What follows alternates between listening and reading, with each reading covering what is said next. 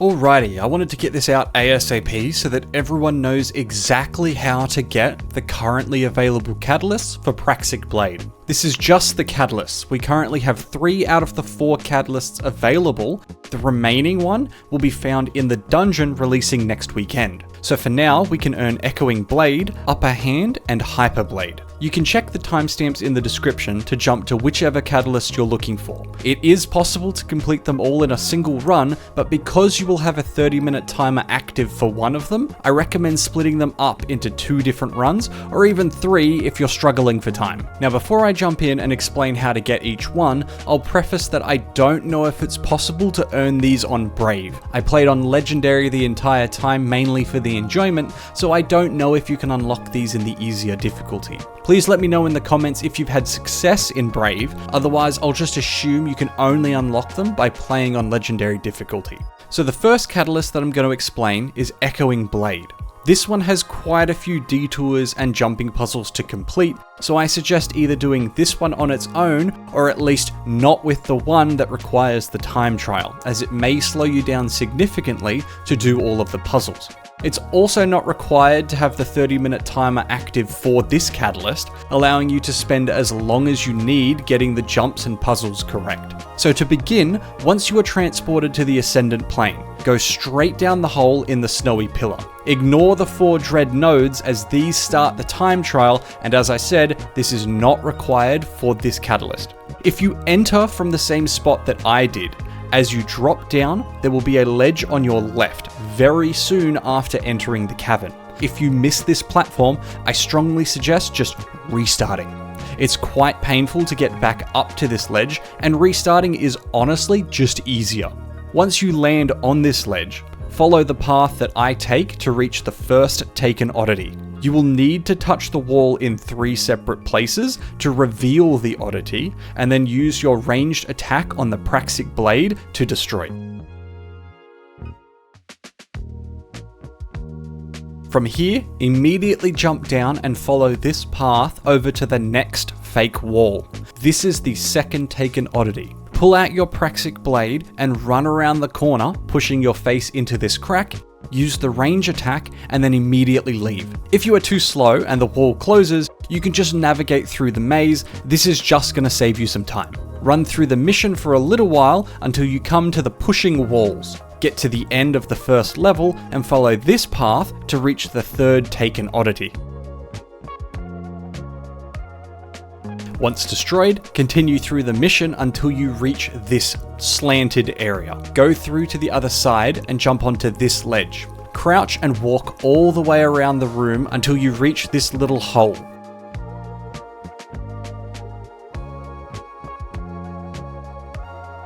Touch the fake block, drop down and walk forward. Here you will need to touch both sides of this cube to remove the walls. Take a step back and then throw your Praxic Blade at the 4th taken oddity. Moving on, go through the maze, running to the end, going up the wall and then along the top section. When you reach this bridge, crouch under this hole and look up. Jump to trigger the fake wall and then go up into the roof. Walk up the ramp, line up your cursor with the Praxic Blade and throw it to destroy the 5th taken oddity. Look to your left to find the exit. Follow the path that I show, going up the sides of the tunnel onto the roof and then over the floating platforms and rocks. Once you reach the top of this tower, you will see the 6th taken oddity. You are supposed to rebound your sword up into the tower, but the easiest way to hit this is by jumping and throwing your sword directly into the hole. After destroying it, backtrack slightly until you see the taken hobgoblins. Look down until you can see this platform and drop down to it, and then even further down these ledges. From here, you can see the 7th and final taken oddity. Again, you're supposed to rebound the sword, but it's really difficult and annoying, so I just suggest throwing yourself into the hole and trying to hit it midair. After hitting this, you will see some text in the bottom left of your screen. Something shifts within the Praxic Vault. This means you've completed the requirements for the catalyst. Now all you have to do is beat the mission and claim them at the end to get Echoing Blade. The next catalyst is Upper Hand. You can do this in conjunction with Hyperblade if you want to, which I will explain in a moment, or do them separately, whatever works easiest for your team. At the beginning of this mission, before entering the bunker, you need to find and eliminate 2 taken knights. You will find these off to the left and the right of the entrance. Follow where I go to find the first knight off to the left,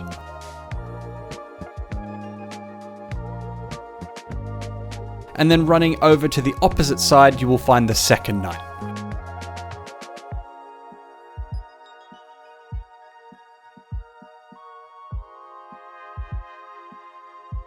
Fast forward through the mission, once you've completed the first mechanic encounter and you've flipped the Ascendant Plane. Before going back in to fight the boss, stay outside in Europa and go back to the exact same locations you killed the knights. This time, you will see 2 taken oddities. Destroy both with your Praxic Blade, and now you can head into the boss fight.